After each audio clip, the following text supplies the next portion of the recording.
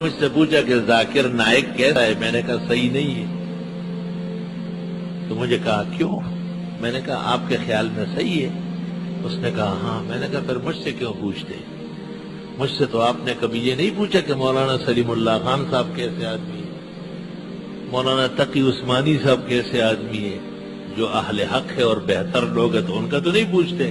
پوچھنا دلیل ہے کہ آپ کو بھی کچھ کٹکا ہے. تو کہنے لگا کہ ایک تو لباس ٹھیک نہیں ہے اور دوسرا گلے میں ٹائی بندی رہتی ہے.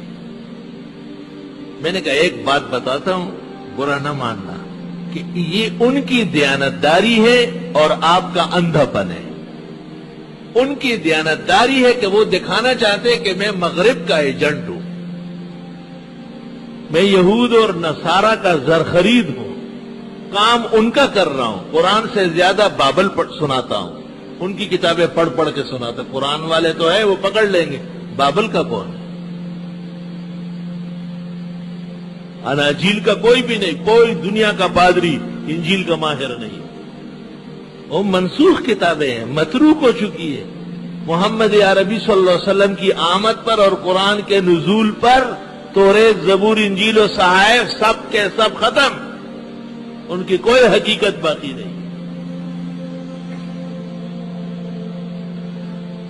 تو جب آپ خود مطمئن نہیں ہیں ان کے ظاہر اعمال اور شبیہ سے، تو ظاہر ہے دین تو اہل دین سے سیکھا جاتا ہے. ڈاکٹر نائک شلوار قمیض پہننا شروع کر دے تو کیا آپ اس کو صحیح عالم مان لیں گے؟ ہرگز نہیں. وہ غلط ہے، وہ غلط ہی رہے گا. شلوار قمیض نہیں، اگر وہ حجر اسود اور کعبے کے درمیان میں کھڑا ہو جائے تب بھی کہوں گا کہ زندیق اور بے دین ہے، دشمن خدا و رسول ہے، تا وقت کہ وہ غلط عقائد سے توبہ نہ کرے. لباس کی وجہ سے کسی کو لباس کی حد تک غلط کہا جائے گا. ذاکر نائک قرآن بغیر وضو اور بغیر غسل کے اٹھانے کا قائل ہے.